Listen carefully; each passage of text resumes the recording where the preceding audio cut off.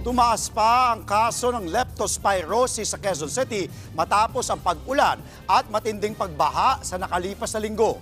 Sa tala ng LGU, 67 bagong kaso ng sakit ang naitala simula lang nitong July 13 hanggang 30. Sa kabuuan, umakyat na po sa 178 ang kaso ng leptospirosis sa QC ngayong taon.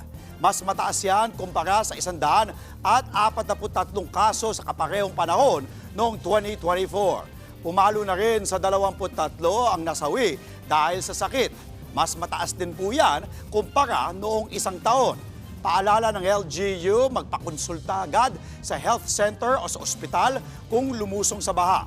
Nakukuha ang sakit sa tubig o baha na kontaminado ng ihi ng daga o iba pang hayop. Nakamamatay ang leptospirosis kung hindi maagapan. Mga kapatid, Andre Felix po, iba na ang may alam at may pakialam sa panahon ngayon.